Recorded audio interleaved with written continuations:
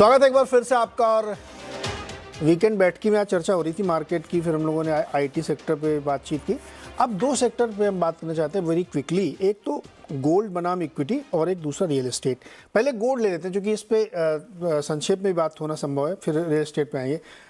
Gold में अभय जी number दिखाई जरा, वो पहले ग्राफिक दोस्तों को दिखा दें अपने। गोल्ड ने एक साल में यानी पिछले 2022 में क्लोज टू 14% का रिटर्न दिया है और सेंसेक्स हमारा 4.5% चला है। तो मालूम था कि मार्केट चल नहीं पाया, बहुत कम रिटर्न दिया उसमें। 5 साल में आप देखिए तो भी उसने बीट कर दिया, 13.25% है, वो 12.25% है। 10 साल के पॉकेट में वो आउट परफॉर्म नहीं कर पाया, वो अंडर परफॉर्म किया एक्चुअली। इक्विटी आप देखें तो 12% और गोल्ड 6%। लेकिन 15 साल में आप जाइए तो फिर बुरी तरीके से आउट परफॉर्म किया, ऑलमोस्ट क्लोज टू डबल। तो ये जो गोल्ड की कहानी है ये कहाँ तक चलेगी?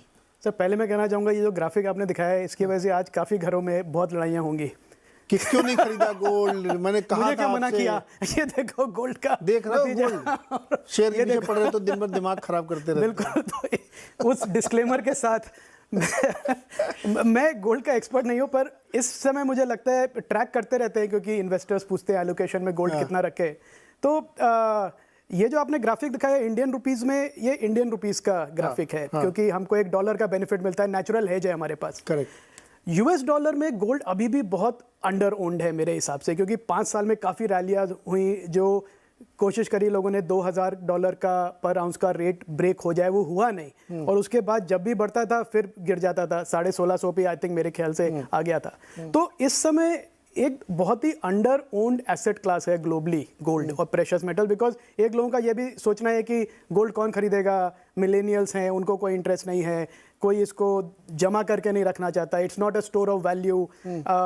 वॉरेन बुफे जैसे लोग कहते हैं कि गोल्ड लेके क्या फ़ायदा है। तो उस हिसाब से गोल्ड के अगेंस्ट बहुत बड़ा नेगेटिव व्यू है इन्वेस्टर्स का, और उसकी वजह से बहुत अंडर ओन्ड है, पर प्राइस परफॉर्मेंस भी नहीं हुई है।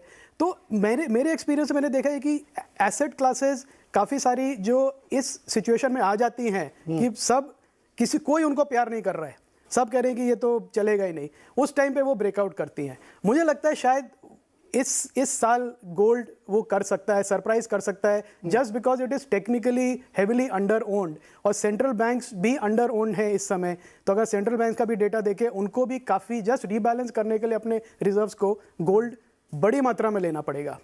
तो वो कहाँ से आएगा और उसका क्या इम्पैक्ट होगा, मेरे को लगता है कि गोल्ड इस साल ब्रेकआउट दे सकता है इन्वेस्टर्स। कहाँ तक जाएगा? 2500-2600 जा सकता है, टेक्निकली वो लेवल्स पॉसिबल है। मैं टेक्निकल एक्सपर्ट नहीं हूं, पर मुझे लगता है कि जब अंडर ओनरशिप होती है और सडनली एक रैली आती है बड़ी, और ये फिजिकल कमोडिटी है, ये आप मतलब हाँ सडनली ज़मीन से निकाल के रिफाइन नहीं कर सकते हैं। हाँ। तो इसलिए उसकी वजह से, और ईटीएफ्स में भी फ्लोज कोई नहीं थे गोल्ड के, सिल्वर में, प्रेशियस मेटल्स की मैं बात कर रहा हूँ, गोल्ड और सिल्वर दोनों को मैं ले रहा हूँ साथ में। तो कोई ईटीएफ्स में कोई फ्लोज नहीं है। तो अगर वो ईटीएफ्स में फ्लो आने लगे वापस, लोग इसको फाइनेंशियल इन्वेस्टमेंट की तरह देखने लगे, तो ईटीएफ्स को फिजिकल गोल्ड खरीदना पड़ेगा।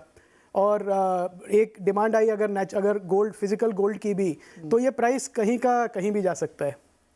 ये बात बोल के आप भी फंस गए? मैं तो बहुत सालों से फंसा हुआ हूँ। अभी घर में शो देखा जा रहा होगा, अब आप फंस गए।